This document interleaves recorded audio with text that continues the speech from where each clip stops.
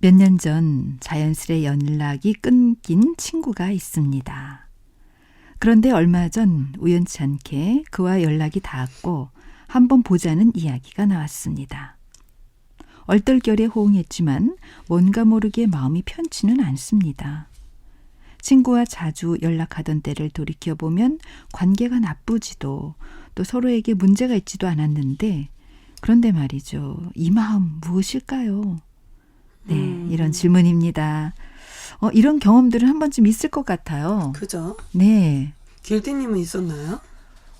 저도 좀 있는 것 같아요. 그래서 마음이 불편한 경험이 있으셨어요?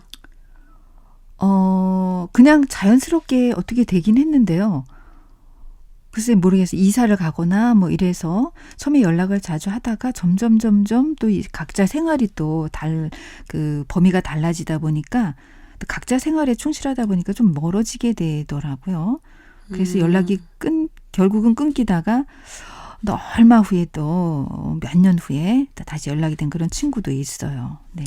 근데 사실 이게요, 늘 있는 일인데 우리가 자각이 안 되는 경우도 있거든요. 네. 근데 제가 생각을 해보니까 절에서도 이런 일이 많이 있는데, 뭐 예를 들자면 제가 최근에 가르치던 학생이 하나 있었는데, 참선반 학생이 있었는데, 네. 뭐 자주 있는 일이지만 갑자기 사라지는 거예요.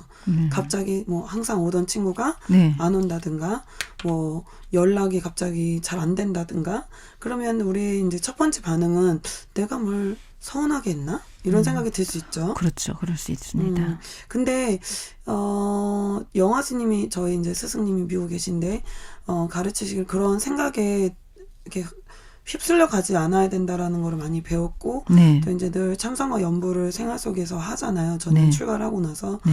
그리고 나서 이렇게 조금 그런 생각에 휩쓸려서 가지 않으려고 굉장히 노력을 하고 계속 살다 보니까 네. 나중에 알게 된 사실이 하나 있어요. 그러니까 이 사람이 내가 뭘 잘못해서 그럴까 이 생각이 이제 나의 마음을 불편하게 했던 그런 시발이 되는 생각인데 네. 그 생각을 계속 따라가지 않고 그냥 기다려 보니까 네.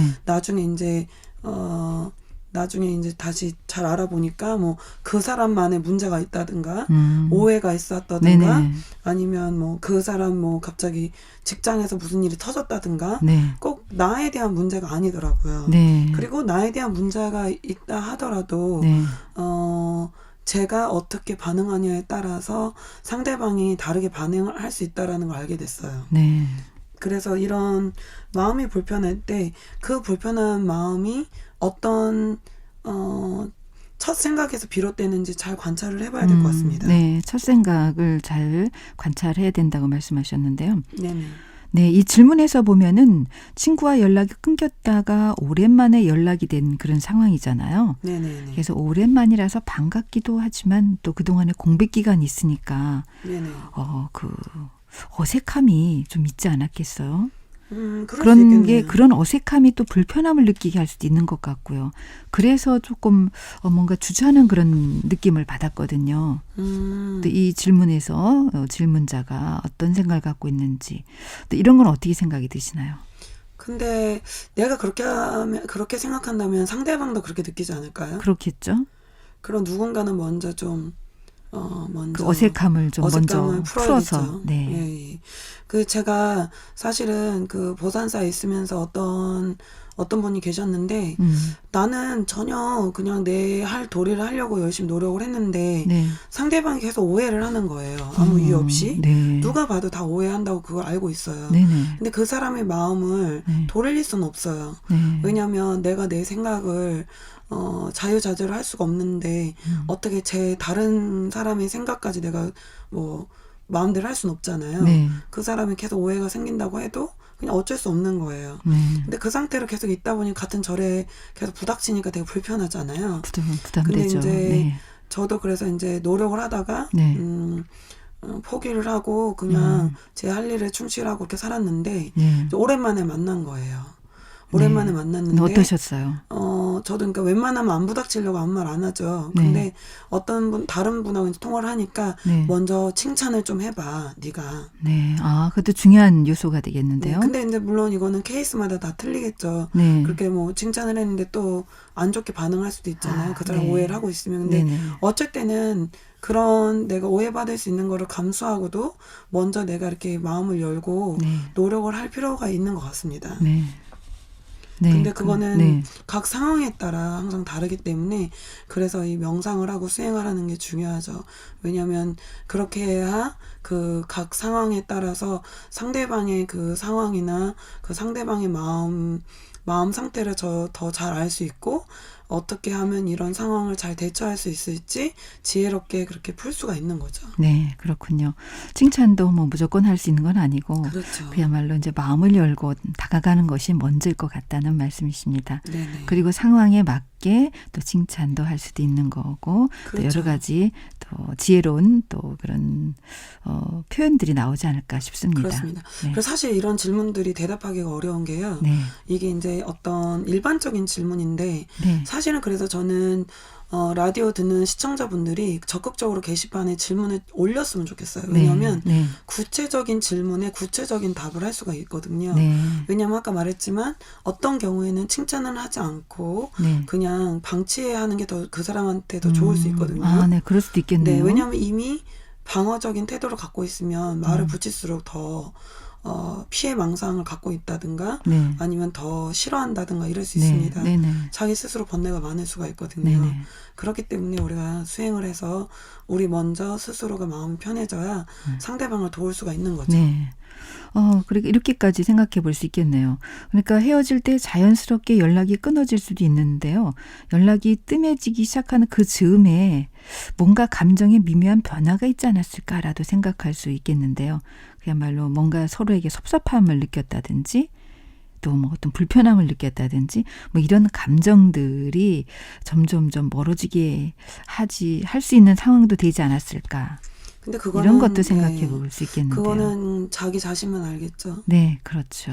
그래서 자기가 자기 자신을 잘 들여다봤을 때 네. 어떤 미묘한 감정이 어색하거나 불편한 게 있었으면은 그러고 나서 뭐 오랜 시간이 지나서 연락이 왔다면 네. 이거 하나를 잘 기억해야 될 것 같아요. 뭐를요? 사람들은요, 네. 자기 자신 생각이나 마음을 잘 모르잖아요. 네. 감정이 컨트롤이 안 되고, 네. 근데 상대방은 완벽하게 너무 바라는 것 같아요. 아, 그러네요. 네. 그리고 두 번째는 사람은 계속 변하는데, 네.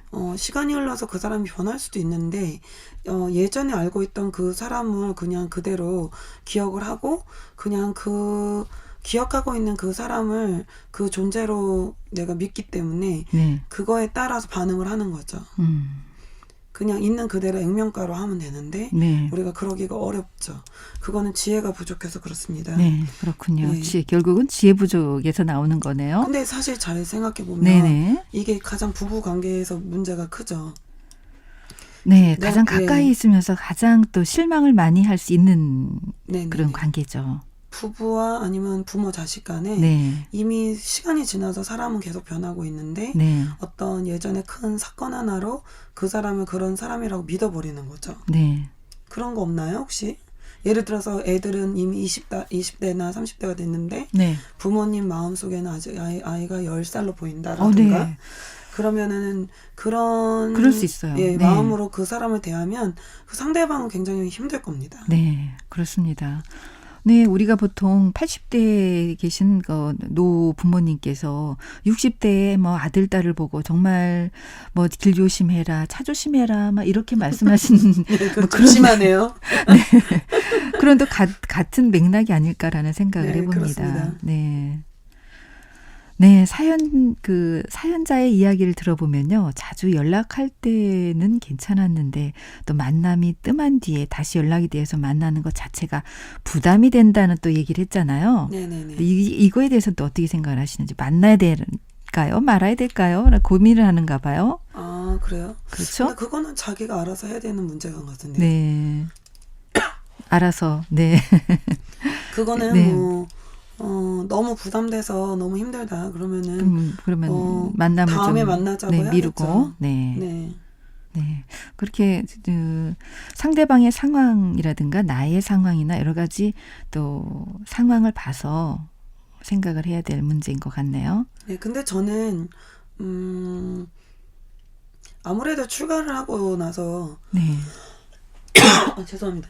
출가를 하고 나서는 네. 제가 선택을 할 수가 없잖아요. 네. 모든 사람이 오면 그 사람이 얼마나 뭐 불편해도 항상 다 마주쳐야 되기 때문에 선택의 여지는 없습니다. 저 같은 경우는 그래서 이제 그런 경험 덕분에 제 안에 있는 문제를 더 많이 빨리 보게 된 것 같아요.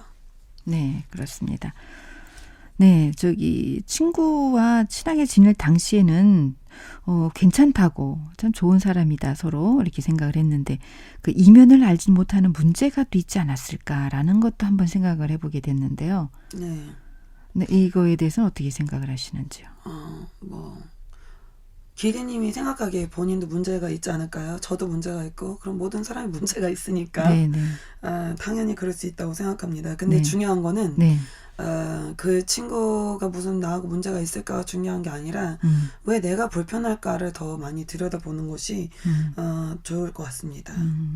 왜냐하면 아무리 연구를 해도 상대방이 왜 그런지는 알 수가 없기 때문이에요. 네. 내가 왜 그런지도 잘 이해하기가 어려운데 네. 남의 문제까지 자꾸 생각하다 보면은 더욱더 혼란스러워집니다. 결국 문제를 문제로 보지 말고 자신을 들여다보는 것이 더 현명한 방법이다. 이런 말씀이신 것 같습니다. 예전에 그 영화 스님 네. 법문 중에 그런 말씀하셨는데요. 네. 내가 다른 사람의 문제나 잘못을 네. 보기 시작하는 순간 내 초점은 내 자신의 문제가 아니라 다른 사람의 문제에 있기 때문에 네. 그 사람 문제를 푸는 거는 정말 잘하게 되면서 나의 문제는 절대 풀 수가 없다. 그렇기 때문에 우리 자신을 들여다봐야 된다. 이렇게 얘기를 하시더라고요. 네. 저는 많이 공감합니다. 네. 정말 공감하는 말씀이십니다. 네, 자신을 들여다봐야 된다는 거 정말 귀한 말씀 네, 주셨습니다. 정말 하기 어려운 일입니다. 네, 그렇습니다.